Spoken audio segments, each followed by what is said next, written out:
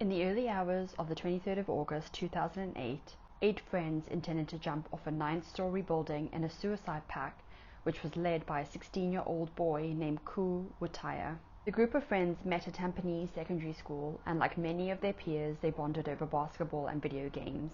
Ku Witaya had a closer friend called Chang Hong, and they both played basketball together. The group of 9 friends included Witaya's younger brother.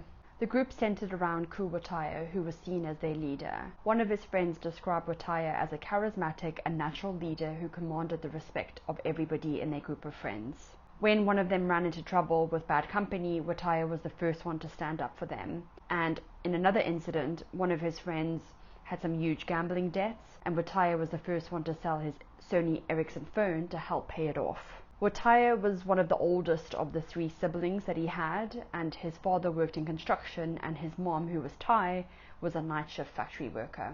In early 2006, Ku Witaya divulged to his friends that he was a Taoist medium, and he could communicate with the gods of heaven and hell. It suggested that Witaya was introduced to Taoism by his grandmother, who was formerly a medium. The group was convinced of this after seeing him in a trance, and they soon began meeting at Witaya's apartment every Friday for ritual sessions. In 2007, Witaya allegedly had a dream that his group of friends had been chosen by God to be slayers, and that they were the only ones who could save the world from demons and the possibility of a World War III. Witaya reportedly said that the group had to meditate for 4 hours daily for a total of 118 days. This was allegedly part of the training to be a slayer. In doing so, the group would be strengthening their spiritual powers to combat the demons. On the 20th of August 2008, Witaya told the group that they were unsuccessful slayers because his instructions had not been adhered to. Hence, the only way to become a slayer was to commit suicide. By doing so, they were ending their present lives to be resurrected as one.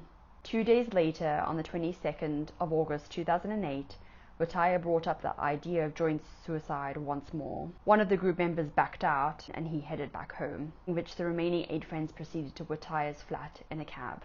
The group initially planned to hold hands and leap off of the rooftop on the 13th floor of Witaya's apartment block together.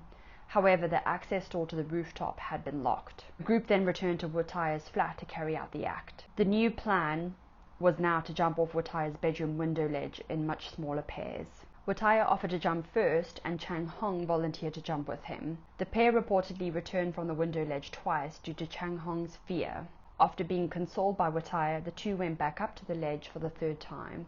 They held hands, counted to 3, and jumped off the ledge while mentioning the following words: "See you later." The next 3 boys had climbed onto the ledge, intending to follow suit. However, they stopped after hearing Chang Hong's cries at the bottom. The police were later notified, and Chang Hong was taken to Changi General Hospital. Chang Hong would later die in hospital a couple of hours later, whereas Ku Witaya was dead at the scene. Throughout the investigations, it was revealed that the surviving group members had hidden their diaries in a utility closet within the vicinity of Witaya's flat. The journals belonging to Witaya, Chang Hong, and one of the other members were retrieved. It was also revealed that during the inquest that the surviving group members had initially lied to police during their initial investigations. The boys had claimed that they'd gone out for supper and were unaware of the deaths of their friends. However, the boys eventually confessed the truth to the police, and one of the boys revealed that they lied because they felt that no one would believe the story of the Slayers theory. Since the incident, several international news sites which reported on the suicide theorized that the suicide pact was influenced by the Japanese video game called Slayers. These sources claimed that the boys had been fans of the game. However, there was no supporting evidence for further statements to support this claim. I think it's easy for us to sit and judge these boys for going along with a concept that seems, quite frankly, ludicrous. But if we just go back to the way that his friends described him, it shows that he is a natural leader and he has the ability to influence his friends, and they trusted him. But I do think their ages, lack of maturity, and peer pressure were also obvious additions to this sad story.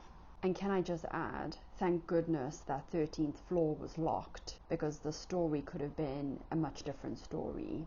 I think the boys would have had less opportunity to have backed out if they were all holding hands together, and often find that the peer pressure of all of them doing it together would have probably led to them probably doing it all together.